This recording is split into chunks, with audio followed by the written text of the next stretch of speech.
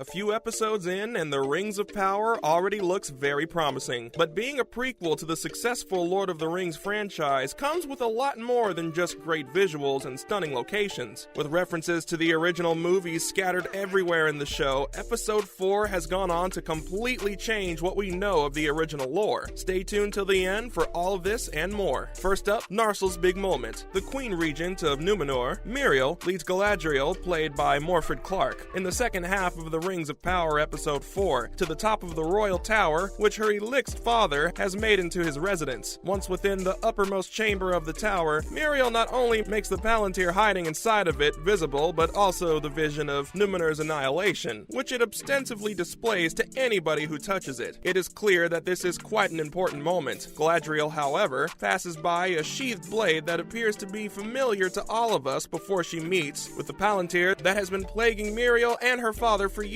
In fact, avid Lord of the Rings fans are insistently convinced that the sword in issue, which is shown in the screenshot above, may be Narsil, a blade that Isildur, Maxim Baldry, would wield in the future to remove the One Ring from Sauron's finger. Up next, Episode 4 changes everything. There are many significant moments in the fourth episode of Amazon's The Lord of the Rings, The Rings of Power. Tea is packed with scenes that will undoubtedly torment the show's actors in upcoming seasons, starting with Míriel's, Cynthia Robinson, opening vision of Númenor's future and ending with the formal introduction of Mithril. The most recent episode of Amazon's Lord of the Rings prequel also briefly hints at one weapon that would go on to play a significant part in multiple future fights, as J.R.R. Tolkien enthusiasts have previously observed online. Now, it's okay if you're clueless about what we're talking about. The Rings of Power Episode 4 doesn't necessarily make a point of emphasizing the relevant weapon. In fact, the episode pushes it into a scene that is already packed with significant dialogue and cryptic Tolkien Easter eggs to add on to the excitement. Moving on to the question of how did Narsil get into Númenor? In Tolkien's original work, Telchar, a Dwarven blacksmith, created Narsil before the Second Age of Middle-earth. Although nothing is known about what happened to the sword in the years after it was made, Elendil, Lloyd Owen, ultimately acquires it and uses it to combat Sauron during the Last Alliance. Because of this, it's thought that Elros, Elwin's twin brother and the first king of Númenor, may have inherited Narsil at one time. The further opinion holds that the sword most likely ended up in the possession of the House of the Lords of Andni, who control a portion of Númenor's western shoreland. Elendil belongs to a noble family that has close links to the Faithful, a group of Númenorians that went to restore their island's nation's tolerant attitude towards elves. All of this is to indicate that it is possible that Narsil wound up in the royal tower that Galadriel and Míriel visited in the Rings of Power Episode 4. In fact, it seems like a realistic option given some of the other weaponry that enthusiasts think is probably inside the tower. If this is so, the Rings of Power may just have revealed to fans their rendition of the sword that Elendil, Isildur, and ultimately Aragorn himself would one day wield. Next up, what does the Easter egg really mean? The sword that Galadriel is shown standing next to in the Rings of Power Episode 4 may or may not be Narsil, but there is no way to tell for sure at this time. The sword itself, though, is remarkably similar to the Narsil seen in Peter Jackson's The Lord of the Rings movies. Moreover, it is difficult to imagine a sword other than Narsil being treasured as an heirloom by a previous Númenorian monarch. Fans should be ready for the potential that Elendil would one day use the sword Galadriel so carelessly passes in the Rings of Power Episode 4 in combat, even though it may still turn out that it's not Narsil after all. Lastly, more Lord of the Rings references in the prequel. The War of Wrath was briefly summarized in A Shadow of the Past, although several details, most notably Kingslaying and Aqualund, left the elves seemingly more courageous than they did in the original story. The Lay of Luthien wasn't explored as much as fans had wanted. According to the tale, a werewolf killed Finrod in Sauron's lair. Finrod's corpse did have claw marks on the Rings of Power, but the death by a werewolf was not stated. As an alternative, it started that Finrod passed away while pursuing Sauron. In Adrift, Galadriel and Halbrand were scared by a huge sea monster. Some fans believe the creature may be one of the nameless things from The Lord of the Rings based on marketing materials, and Amazon's additional information may have supported that belief. The creation of the Silmarils in Valinor by Fëanor and their theft by Morgoth were also mentioned in passing in the episode. It didn't go into great length though, and the doom of Mandos wasn't specifically mentioned. Instead, it was left up to the fans to fill in the blanks. The sword Narsil and one of the palantír were even revealed to the fans as two significant Easter Easter eggs in Númenor. Although Narsil had not yet been used, Míriel's decision to stand up to Sauron was greatly influenced by the palantír. As a noteworthy contribution to the Lord of the Rings canon, Episode 5, Partings, featured The Roots of Hithalar, a tale that explained the Mithril's beginnings. In other news, first up, Rings of Power promises the rise of Mordor. 7 members of the Rings of Power crew participated in a panel at New York's Comic-Con where the teaser for the forthcoming season finale was presented. Although they were unable to attend, the showrunners J.D. Payne and Patrick McKay sent a special video message before the teaser was made public. The emergence of Mordor in Middle-earth has been hinted at in previous Rings of Power promotional material. The rise and fall of Sauron and the beginnings of the country of Mordor will be portrayed in the series, which takes place during the Second Age of Middle-earth, thousands of years before the events of J.R.R. Tolkien's The Hobbit and The Lord of the Rings. The Rings of Power is a 50-hour, 5-season television series centered on the monsters of the Second Age of Middle-earth that is based on the characters and universe created by Tolkien. Payne and McKay said that the series will be focused on a long-term struggle with the Dark Lord Sauron at San Diego Comic-Con in July. It's about Sauron's ascent and descent. Payne explained, "We thought the tale could justify the magnificence we can bestow on it." Next up is The Rings of Power is supposedly too big to lose for Amazon. According to The Hollywood Reporter, despite the fact that Amazon could easily recover if the new Prime Video series didn't succeed, industry insiders have claimed that the studio would likely collapse as a result of the significant financial risk the business had taken on the undertaking. One of them added, "It's too important to lose." An Amazon partner also stressed that the series is a huge opportunity for the firm to show off the kind of entertainment it can produce in the face of other rival streaming services. The partner remarked, "The show is really important to them. In terms of audience, critical, and cultural response, which they have not yet experienced, it is an opportunity for Amazon to establish their brand and demonstrate that they can produce something of high quality. Strategically, they believe that there is a window of opportunity for them to grow in a market where several of its rivals are experiencing a contraction, including Netflix and HBO Max, not simply by pouring money at things, but also by their capacity to attract additional talent and opportunities." Finally, Galadriel isn't a hero, but she is a great protagonist. Galadriel's search for Sauron is the subject of a lengthy narrative being developed for The Lord of the Rings, The Rings of Power. Galadriel has been depicted in a fresh light through her journey, giving this crucial figure greater depth and compassion. It's interesting to note that the show is also debunking Galadriel's status as a true hero. While not heroic in nature, her acts are well-intentioned, and with each choice she takes, she develops into a more appealing and strong heroine. As originally constructed in J.R.R. Tolkien's Lord of the Rings universe, Galadriel is an important character and is viewed as one of Sauron's deadliest threats. Galadriel's importance in Middle-earth has been expanded upon in the Rings of Power, making her the series' main character. This is accomplished by highlighting her transformation from warrior and leader to the calm elf queen depicted in The Lord of the Rings. The Rings of Power maintains the concept of heroes and villains, but Galadriel is neither. In Episode 6, Yudun expands on this very topic. That's a wrap for this video. What's your take on this Easter egg? Comment below, give this video a thumbs up, and subscribe to our channel for more videos like this. See you in the next one.